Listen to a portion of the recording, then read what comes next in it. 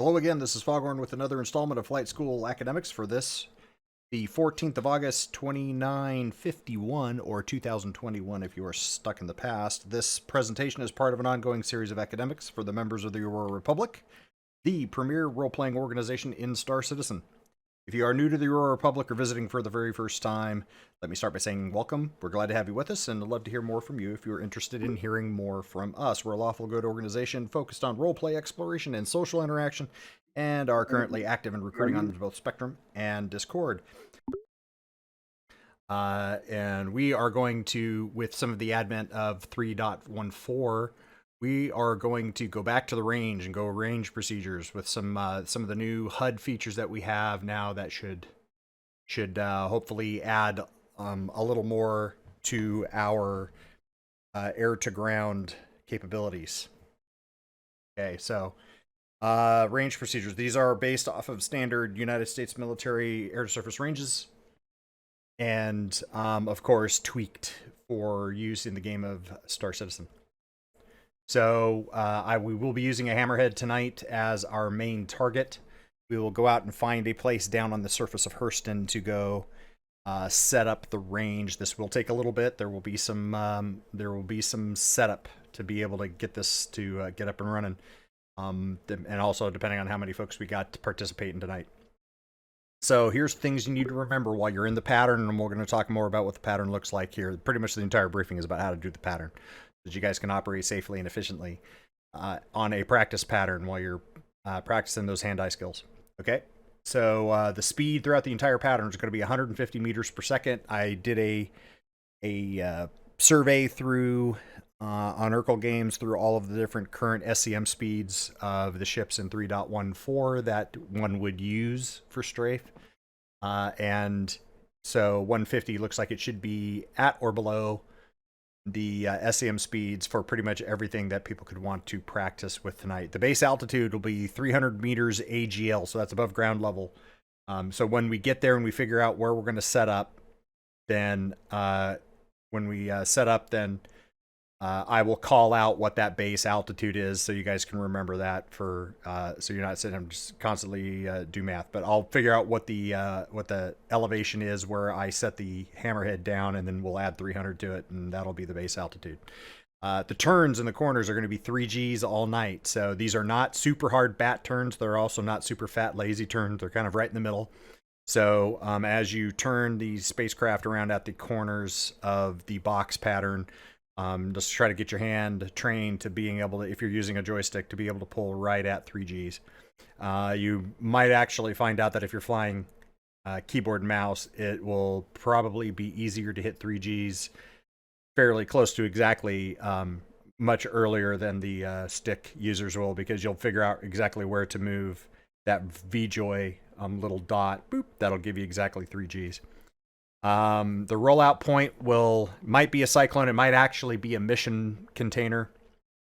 I'm planning on, before I leave Everest Harbor, picking up a box as a box mission, sharing it out to everybody, so everybody should have the pip on the box, and I may use a box instead of a cyclone as the marker out on the ground for the rollout point. We're going to be looking for 10 degrees dive angle. We'll use a 300-meter foul line from the target, so cease fire no closer than 300 meters from the target. Now, this is going to be the part that's going to require, just a lot of this is going to require some setup.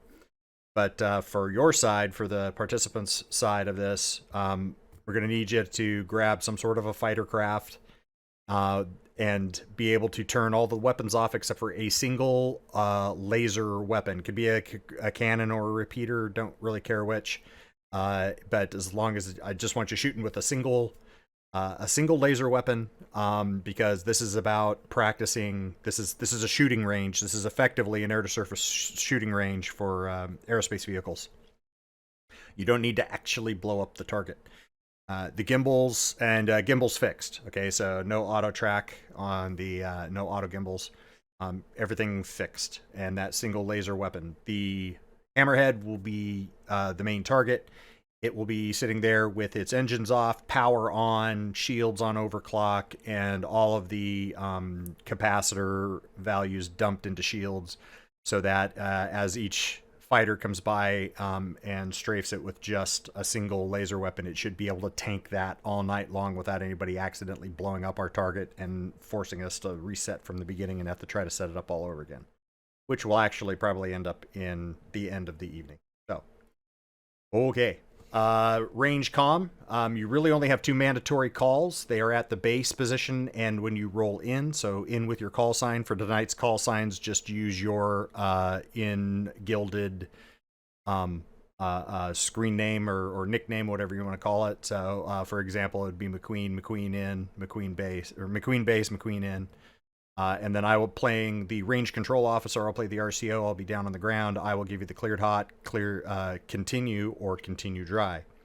So do not shoot without a cleared hot call. If you're told to continue to press your attack without squeezing the trigger. Keep tracking down like you're going to shoot. Just don't pull the trigger until you get a cleared hot call. If you get told continue dry, then just follow the ground track, but don't even dump your nose down. Just fly straight around on the ground track to continue around the box pattern.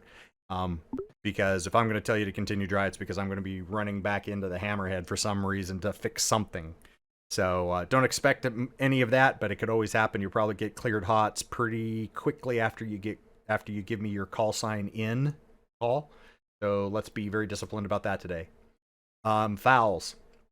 No firing inside the foul line, okay? 300 meters from the target. And how am I going to know that? That's where my butt is going to be sitting. I'm going to literally be standing out on the ground at the 300-meter point from the front of that hammerhead. And if I see your guns blazing after you go past me, then I'm going to foul you. I will call foul with your call sign, and you will acknowledge with your call sign.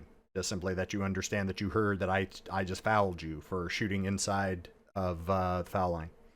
If you get 2 fouls, you're removed from the range, okay? Don't worry, this usually doesn't happen as far as shooting inside of fouls, inside the foul line, because you got plenty of time down final to shoot. So get your finger off the trigger by 300 meters.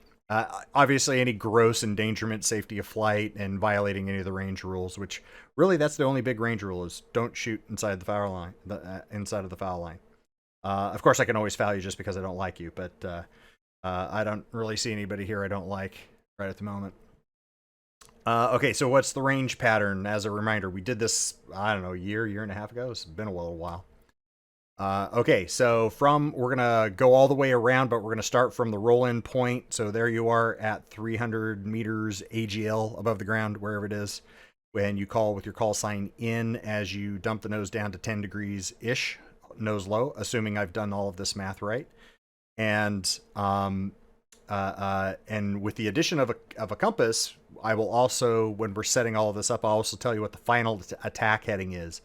I am most likely going to attempt, to the best of my ability, to make the final attack heading being one of the 4 cardinal directions. Okay, so if I can set this up, depending on the terrain that we find that happens to be in the sun, that's why I don't have one specifically picked out right off the bat, but we're going to try to look, when we come out of Everest Harbor, we're going to look down at Hurston and kind of figure out which the sunward side, which the daytime side of the planet is, and that's where we're going to go look for a place to set up. So I will try to set this up on something like where your final attack heading will basically be 090 in the compass, so it'll be east. And that way, all of the 4 sides of the box are all on a cardinal direction, and we will go left-hand pattern all day today.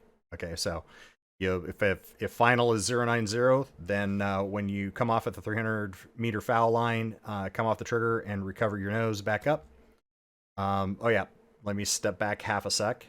Do take a lock on the target because all of the ranges that you're going to be using are based off of where the target is sitting. They're all measured from the target. So take a lock on the hammerhead.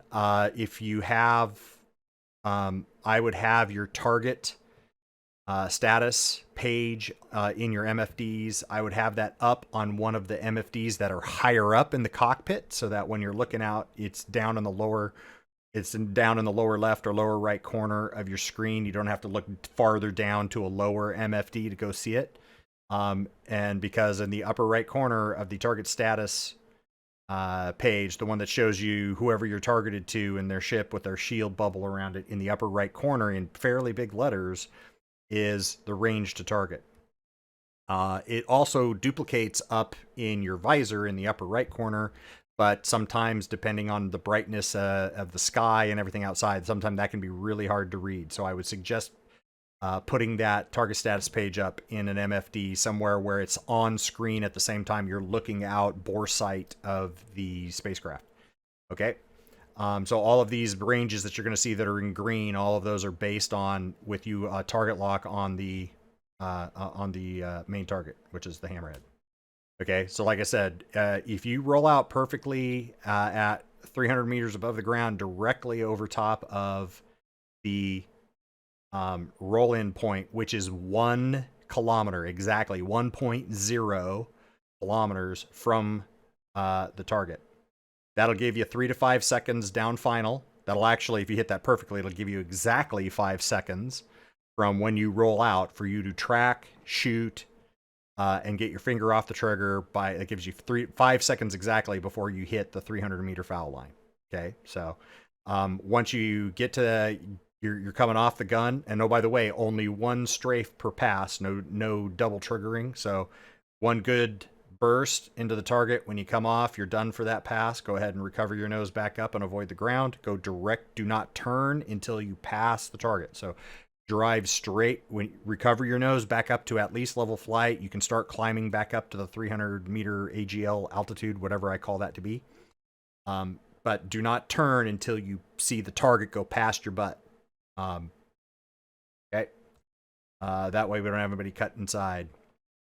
So there you go. You get past the target, you turn. This is where you're going to be turning at 3 Gs. If you've already made it up to 300 to whatever the base altitude is, then go ahead and stay there and make it a level turn. If you're still climbing, you can make it a climbing turn. But go ahead and roll out on whatever that heading is, 90 degrees left of that for crosswind, and drive straight and level at that base altitude until you hit 1.3 kilometers from the target. Whoops, wrong direction. Okay, then again, 3G turn. You're going to be going opposite direction to whatever the final attack heading is at that base wind. That's called downwind. And you're going to drive along until holding that heading. Okay, so don't get enamored looking off to the side, looking at the target. It's perfectly fine to look left and right out the sides of the spacecraft while you're driving around the box pattern. In fact, I would suggest you keeping your head on a swivel and clearing your flight path and seeing making sure you understand where everybody is and where you are in relation to the ground target. But don't let your nose wander while your eyeballs are moving around. Okay, so make sure that nose stays right on whatever that 180-degree opposite heading is.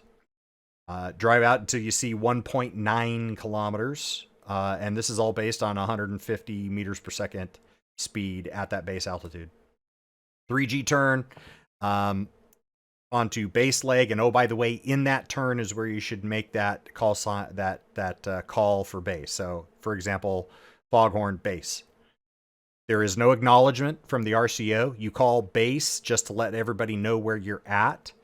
And there will be no acknowledgement from the RCO. Okay, there's no acknowledgement to a base call. When you drive in and you pick up, hopefully it will be that box, and you'll have the mission pip on top of that box because I'll have shared the mission with you. Then you just kind of plan your rollout. You know, kind of this is where you're going to have to do some of that pilot shit, Mav. You know, you're just going to have to look. Kind of see when it gets to about the 10 o'clock position on your canopy, and then start your roll in and make your in call with foghorn in. Then and plan to roll out over top of the rollout point on the heading, pointing at the target, 10 degrees nose low, and now you're just waiting to hear your call sign cleared hot. So foghorn cleared hot from the RCO. So the in call does have a response. It will be continue dry or cleared hot. The base call does not. So 3G is all the corners. With if you have 4 players in the pattern, then if you set it up perfectly, you should have basically 1 spacecraft at each corner of the box. If we're going to have more, then obviously the pattern density will be a little more dense than that. And that's basically how it runs. You just keep going around, wash, rinse, and repeat, wash, rinse, and repeat. This is how it's done not only for strafe, but for air-to-surface practice bombing, visual bombing I'm talking about, where the pilot is practicing using the good old, air quotes, iron sights. It's not an iron sight. It's obviously a HUD. But in other words, they're dropping unguided munitions. So it's totally on the pilot to be able to hit what they're aiming at. And this, we don't have bombs in Star Citizen yet, but obviously they've let it everybody know that they are working on them. So there is a very, very high likely we are going to see range procedures a lot more often as they start putting bombs into, because I'm going to start teaching you how to bomb, how to strafe, and all of that good stuff. Any questions, my dear friends? I will tap dance for a few moments to beat the stream delay.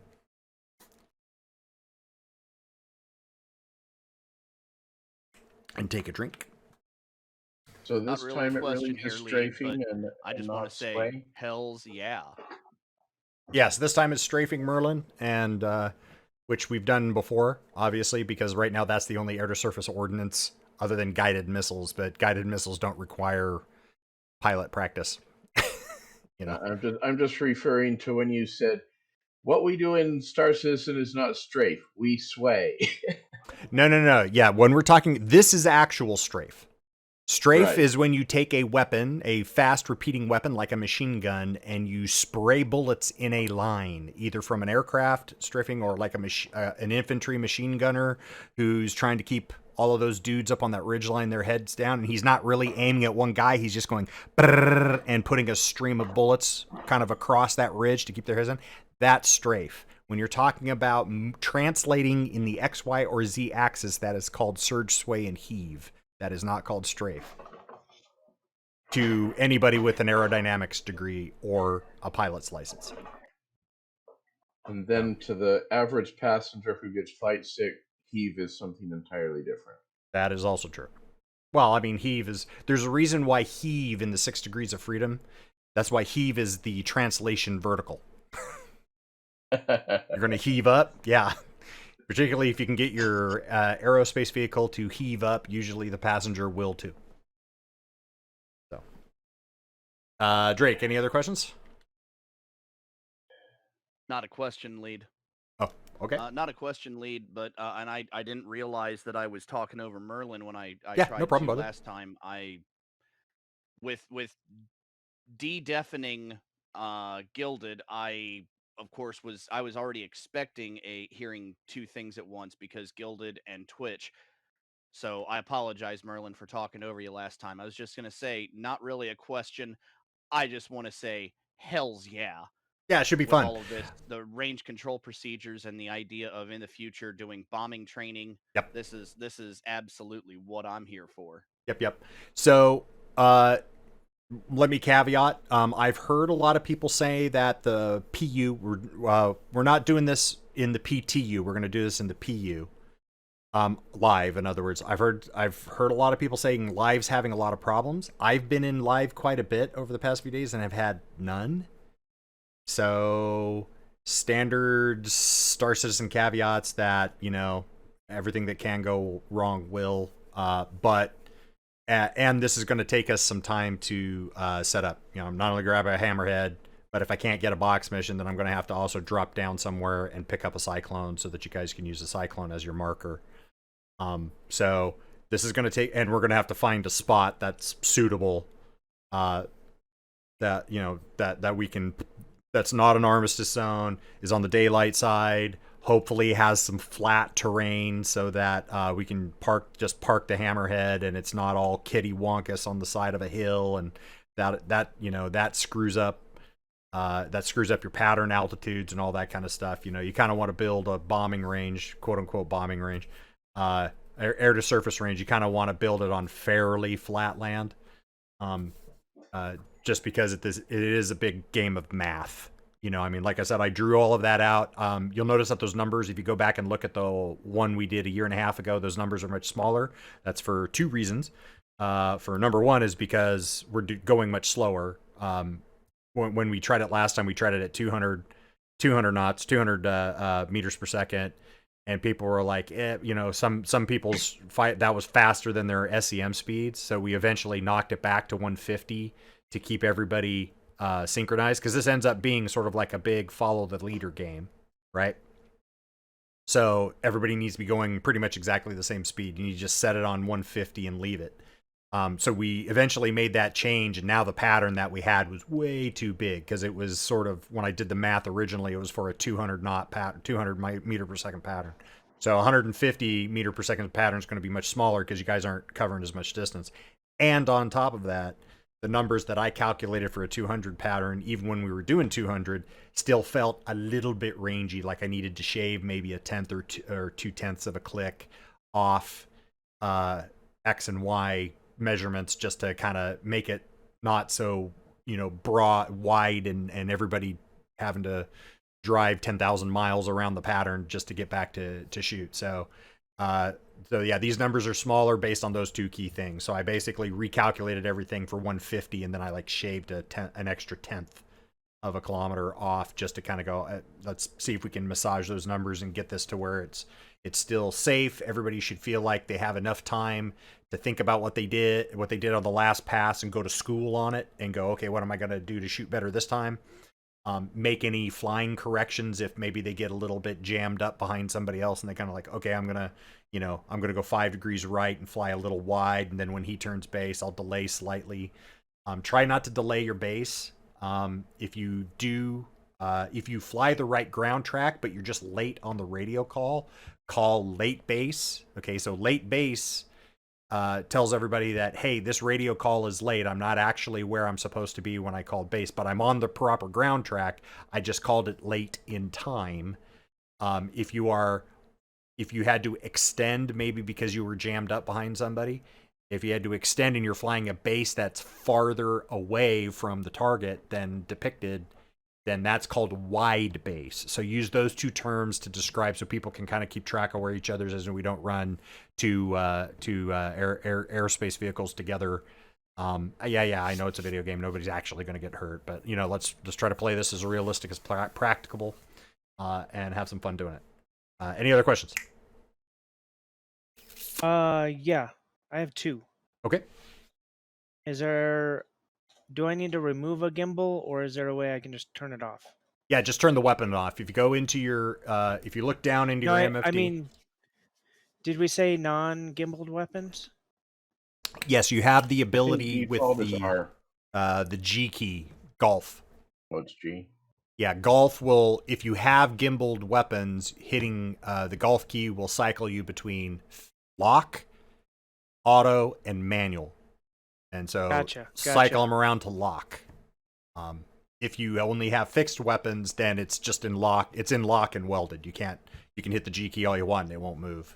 Gotcha. So the indicator for that, yeah, golf is the key, and the indicator is in your HUD in the lower right, kind of right next to your quantum fuel indicator bar.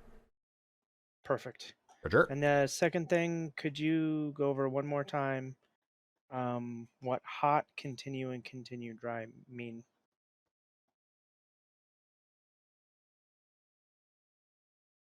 Okay. Cleared hot means you are cleared to fire. Continue dry means go all the way through the pass, do not shoot.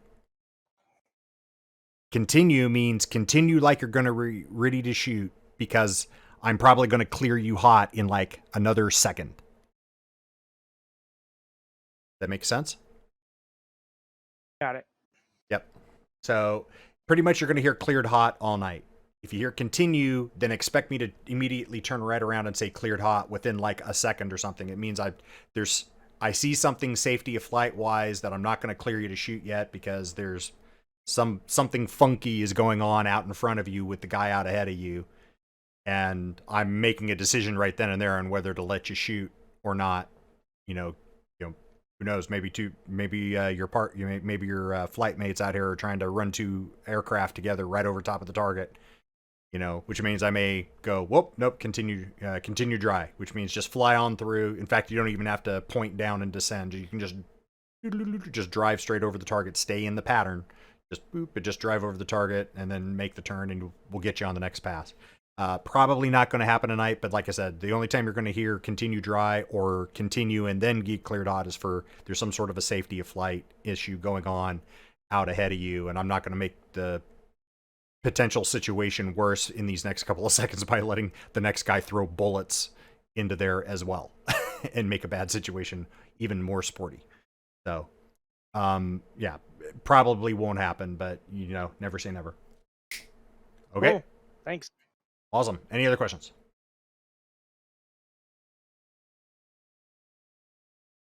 Crosswind, downwind, base leg, and final. Crosswind, downwind, base leg, and final. All right. If there's no other questions, then that wraps up this installment of Academics with Foghorn. I hope you found it interesting and helpful. If you have any questions I didn't answer, please feel free to contact me via email, Gilded, Spectrum, Carrier Pigeon, Smoke Signals, War Drums, whatever works for you, or of course the comment sections below for those of you filthy YouTubers. And I will answer to the best of my ability as soon as I see it. Member or visitor like, please hit those follows and subscribe buttons as appropriate. Leave us a comment, and we actually do read all the feedback and are striving to improve our content. You can find out more information about us at aurorarepublic.space, our bespoke website, which is totally awesome. And, of course, on the less awesome Spectrum on robertspaceindustries.com/org/Aurora Rep. I'll see you next time. It's Foghorn signing off, wishing you a very pleasant of the remainder of your morning, afternoon, and or evening. And thank you so very much for watching.